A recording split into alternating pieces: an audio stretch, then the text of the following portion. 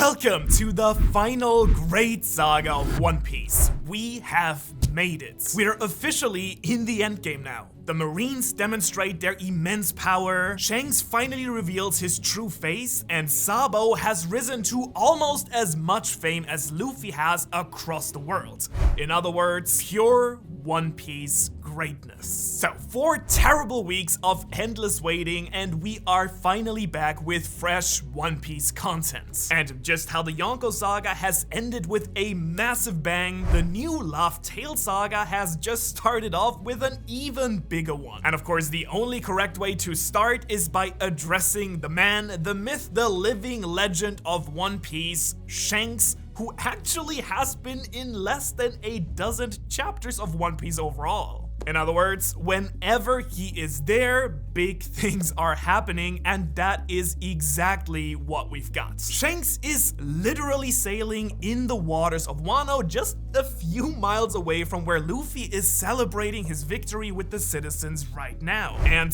holy Usopp, there is so much going on in the few panels he gets here. First of all, Shanks reveals that he will not be meeting with Luffy right now. Not.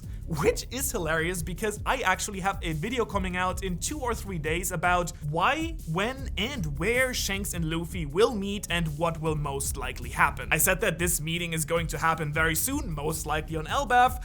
Then it was rumored that Shanks was going to be in this chapter close to Wano, so I changed the script only to read it and find out that he's only doing a kind of drive-by around Wano, which, as you can imagine, gave me a bit of a headache. Anyways, I have a full video about what will happen between Luffy and Shanks very soon, so make sure to subscribe if you don't want to miss that. It's gonna blow your mind, I promise. But for now, let's focus on the chapter. I think we just all have to accept that the kind and funny Shanks that we got to know in early One Piece is long gone. As we have learned throughout the story, with Shanks stopping Kaido, stopping the war, meeting the Gorosei, and so on and so forth, and as this chapter confirms, Shanks is one of the most powerful pirates in the world and a master manipulator. He has been pulling the strings and guided the events of the One Piece world from behind the scenes, competing with the likes of Blackbeard and the world government to prepare for his dream of the future. Whatever that might be. Honestly, I always took Shanks to be more of a pacifist, someone who would try to avoid battle if somewhat possible. He doesn't fight Higuma until he threatens Luffy, he stopped Kaido from turning the war at Marineford into the apocalypse, basically. He stopped the war completely, and overall it felt like he was a pretty peace-loving guy with enough power to back that up. And I think that's also what gave Shanks a bit of a bad reputation among fans, with many theorizing that Shanks might be the weakest Yonko and only has reached this level through some sort of trick or manipulation as well. Well, I think that this chapter has now turned this belief completely on its head. Shanks comes across here as cold, calculated, and very much willing to fight. It turns out that he indeed has a number of territories in the New World, just like all the other Yonko, and that Bartolomeo burning his flag and replacing it with Luffy's will have some very serious repercussions for him, to say the least, as many people have predicted. Shanks is seriously coming for his head, and he doesn't sound all too happy that he works under Luffy. I need to take care of my credibility. Damn! This really gave me shivers, I'm not gonna lie. Shanks is the real deal, and Bartolomeo is in some serious trouble. And as if this weren't enough already, Shanks also announces that it's time to join the fight for the One Piece. No more standing by and letting things develop, Shanks will now take the stage and actively participate. No wonder that Oda and his staff are so excited for Film Red, as am I. This sounds like there is a lot of conflict between Luffy and Shanks. Luffy's underling basically stole one of Shanks' islands, and now he tells Ben Beckman it's time to join the fight for the One Piece. A battle between the 4 Yonko for 𝙬𝚎𝚐𝚐, Luffy, Shanks, Buggy and Blackbeard. And so all of this, of course, brings up the old question whether Shanks might not actually be the bad guy in disguise. Again, wait for my video in a few days. But I think one really important hint that we get in this chapter in particular are Shanks's men. They are over the moon to read the news about Luffy defeating Kaido. They're all dying to meet Luffy in a really positive way. Lucky Roo, Bong Punch, Lime Juice, they all are excited to finally reunite with the boy that they met so many years ago and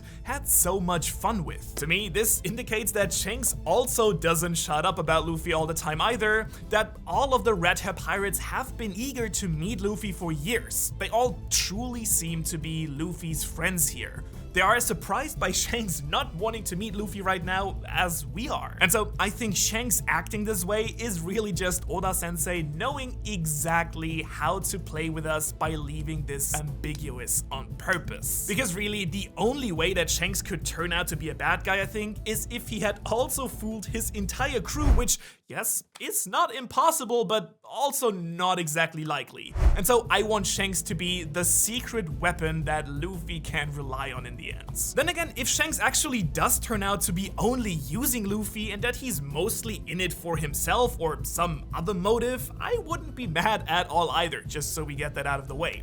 In truth, if I had to bet money on it, the reality probably falls somewhere between the two.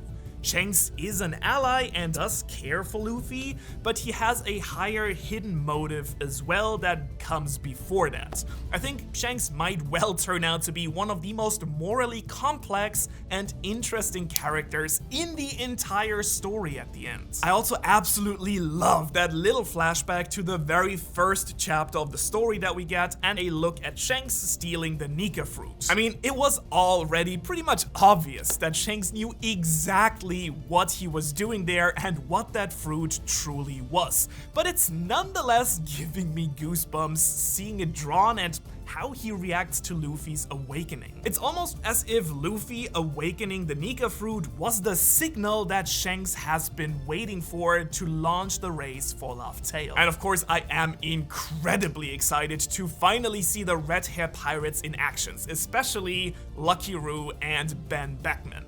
And I love that Yasopp is not emotionally prepared to face his son yet, that he abandoned as a kid back in Sir Village like the most heartless father there is. I also want to remind you that no one, not a single man in Shanks' crew has eaten a devil fruit for some mysterious reason, most likely related to the One Piece. In other words, this is a Yonko crew purely based on power and skill alone, which is really as impressive as it gets if we're being honest. The only thing that's mysterious now and that I'm really curious about is why Shanks was hanging around Wano in the first place if it wasn't to see Luffy. Did he come for Pluton? However, what I think is even more likely is actually that Shanks has come for Kaido's poneglyph. After all, Shanks himself hasn't been to Laugh Tale before, so maybe he still needed that one for his collection too. That would actually make a ton of sense now that I think about it.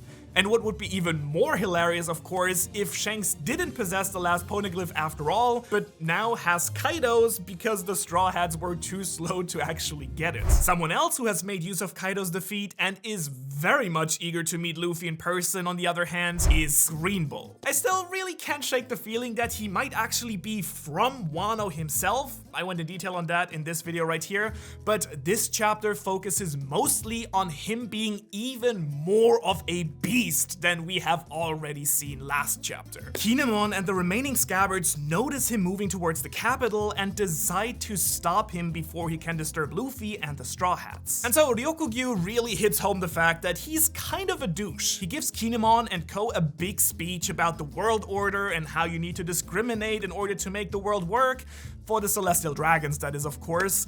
Sounds like he's projecting a little bit there, maybe? However, the power that he unleashes is absolutely ridiculous and the real deal. I really don't want to know how crazy a battle between two of the admirals might really look.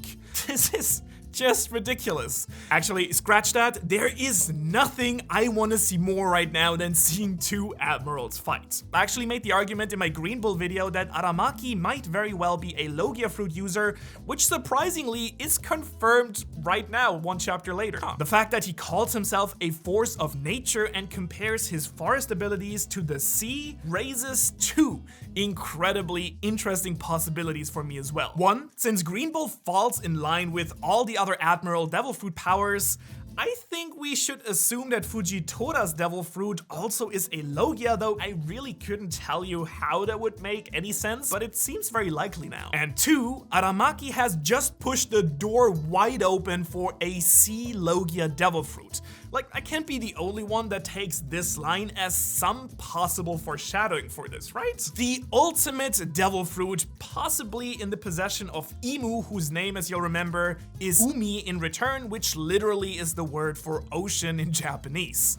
I think this theory has gotten quite a boost with this statement. Then Yamato and Momo step in, and oh boy, all the people who doubted where Yamato would be ranked inside the Straw Hats, I think it's pretty close to the top. The fact that she can knock this monster down like this and that Ryokugyu mentions how powerful her haki is really warms my heart. Yamato has really become my favorite character in the series, together with Zoro at least. Maybe even a tiny little bit more. And seeing her handing it to one of the most powerful people in the world is just so satisfying to me. I'm of course really curious to see how Momo will hold up against him 1 versus 1 as well. Momo has grown a lot throughout the raid on Onigashima, physically and mentally, but as his failed Bodo breath shows us, he is far from actually being on Kaido's level with his Devil Fruit. And then there's of course the entire Sabo situation, and it is really reassuring to hear that it was Cobra after all and not Vivi that has been killed, and that Sabo has not been captured to start a second round of Marineford. And I'm really fascinated by this new character we're introduced to, head of the Marine Criminal Investigation Service, Kuro Uma, which means Black Horse. And not only does this introduce an entirely new branch of the Marines to us, but I'm very much intrigued by the fact that this man follows the naming scheme of the other admiral. In other words, color plus animal, black horse, red dog, and so on and so forth. Correct me if I'm wrong, but it does sound a lot to me like Oda-sensei just dropped another admiral level character out of nowhere into the story, and I'm of course all for it. The real question of course now is what has happened to Sabo and Vivi, but luckily for you, you don't have to wonder about that at all because I have already made an entire video about exactly that. That seems to have hit the nail pretty much on its head.